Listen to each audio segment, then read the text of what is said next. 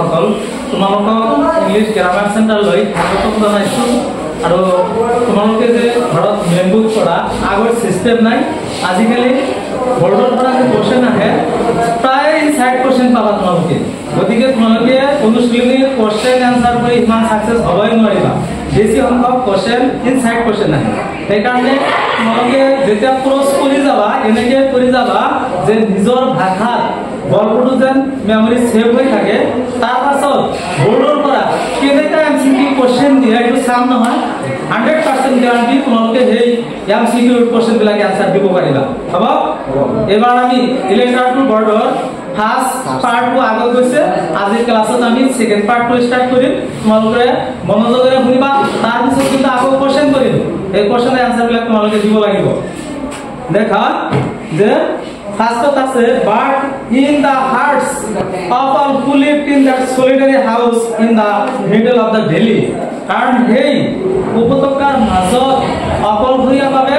ল্যান্সই এই ঘৰখনত বাস কৰিছিল এবাৰ যদি কোশ্চেন থাকে who lived in the solitary house in the middle of the valley answer কি হ'ব ল্যান্স ইয়েস এইটো आंसर কি থাকিব যে who lived in the solitary house তাত পয়েন্ট থাকিব দা পোস্টম্যান দা পোস্টমাস্টার জেল কুইন্স ল্যান্স এনেকে থাকিব ঠিক আছে আকৌ তাৰ পাছত চোৱা ল্যান্স ইয়াৰ আগৰ ক্লাছত কি হৈছিল যে ল্যান্স বেদনাৰে ভৰি পৰিছিল হয় না নহয় এবাৰ ৰাতি কি হৈছে যে ল্যান্স হট যে lance had a single hope help from God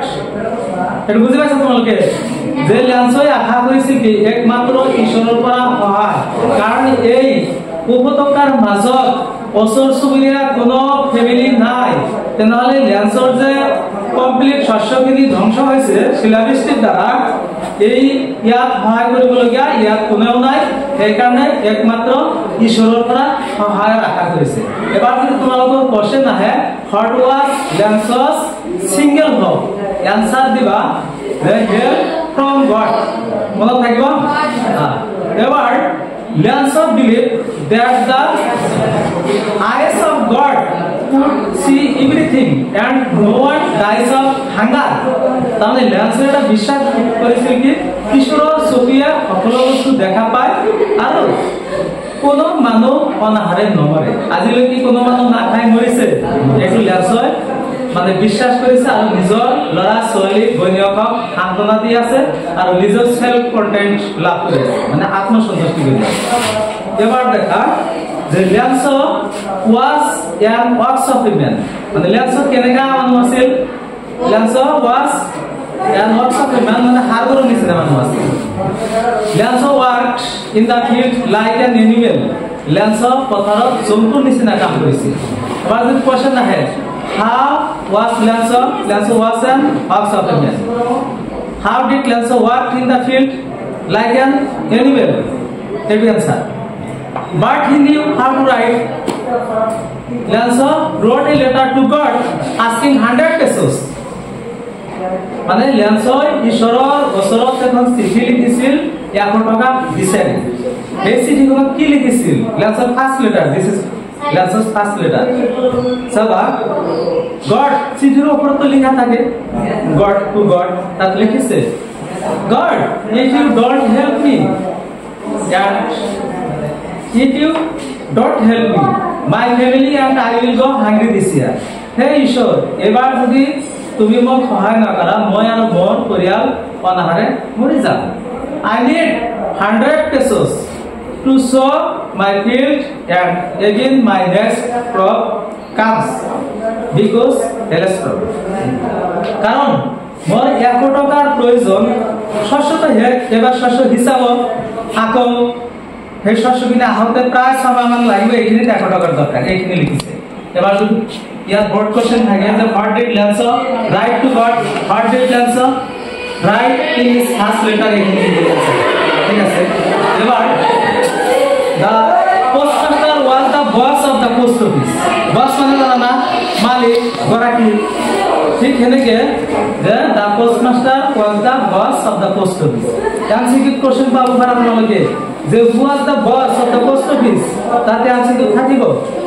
lance postman postmaster কি লিখিবা postmaster the who was the boss of the post office আচ্ছা কি হবে পোস্টমাস্টার তারপর কি হল এই অফিসত একজন পোস্টম্যান থাকে চিঠিখন লই পোস্টমাস্টারক দিছে পোস্টমাস্টার যেহেতু অফিসর বস এবার the postmaster was an amiable and kind friendly man postmaster জন আছিল কি এজন অমায়িক বুঝি কোয়া অমায়িক মানে কি দানশীলতা মানে কল্পনা বাহিরে দান করে মানুহৰ দুখ দেখিলে সি দান কৰে অভাৱ দেখিলে দান কৰে আৰু দয়ালু প্ৰকৃতিৰ মানুহ আছিল at first the postmaster became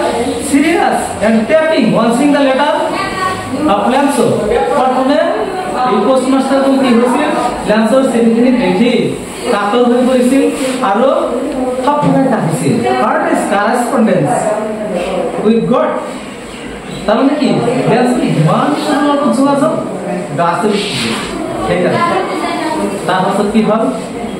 the postmaster decided to answer Lanso's letter in order to not shake Lanso's faith in God তার মানে পোস্টমাস্টার জন ভাবিলে যে ল্যান্সর চিঠির উত্তরটা যদি দিও তেনহলে কি ল্যান্সর ঈশ্বরের প্রতি বিশ্বাসটা ভাঙি না যাব এই কারণে একটু সিদ্ধান্ত লইছে যে ল্যান্সর চিঠির উত্তর দিব এবার চিঠি তো বিচারিছে টাকা লাগবে না এনে কি অ্যানসার দিলে হবে এবার পোস্টমাস্টার জন কেনে কি ইমান টাকা দিয়ে এই কারণে কি করেছে the postmaster collected money from his employees and friends and he himself gave a part of salary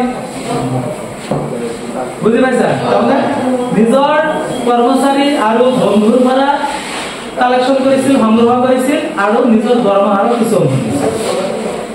but it is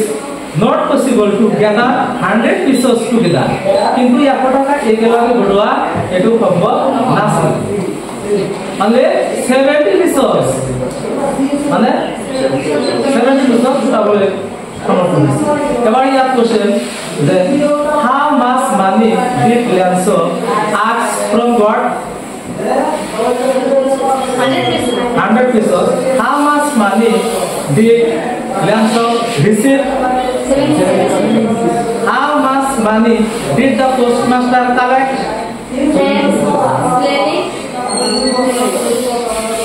Kashanda what will be over so how much money did the postmaster collect postmaster মানে কিমান টাকা সংগ্রহ করেছিল এবার দা sit down বয়সের পরে কি answer লাগবে ইয়ার সাথে পরে গেল so the postmaster put the money in the envelope বুঝিবা চিঠিখন খামৰ ভিতৰত টকাখিনি ৰাখিছিল and he signed a single word as God আৰু টকাখিনি দি তলত এটা সহি কৰিছিল টকাখিনি কোনে দিলে এটো তো লাগছে বুজি পাব লাগে যাৰ কাৰণে একমাত্ৰ শব্দ তাও সহি কৰিছিল কি গড ঠিক আছে এবাৰ যদি কোশ্চেন কৰা যায় তোমালোকৰ বা পৰীক্ষা যদি আহে what was the single word in the prospectus letter to God answer কি হ'ব yes thank you বরাবর করা who signed the letter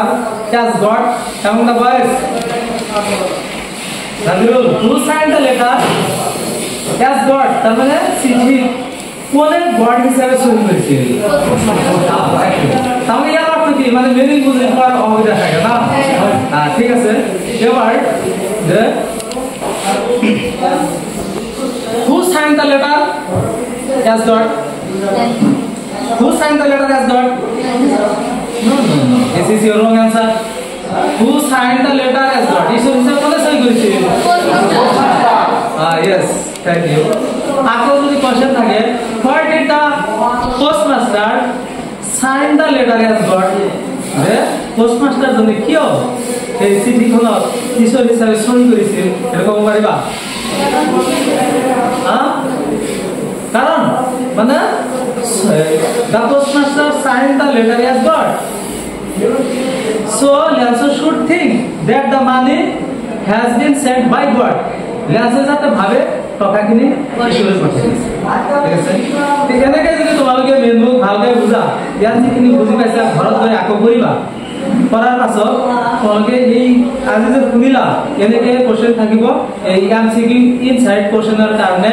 কোনো টেনচন নলবা। হ'ব? অকল কৰিবা মেনবুক। আজি এডু ক্লাস এইখনতে সমাপ্ত ৰাখিছো। পৰৱৰ্তী যে আৰু এটা পাৰ্ট আছে এটো বেলেগ ক্লাছত পঢ়াম। পৰৱৰ্তী ক্লাছত তোমালোকে পাই যাবা। তোমালোকৰ কাম হৈছে কৰিবা আৰু একো চিন্তা নকৰিবা। আৰু ইংৰাজী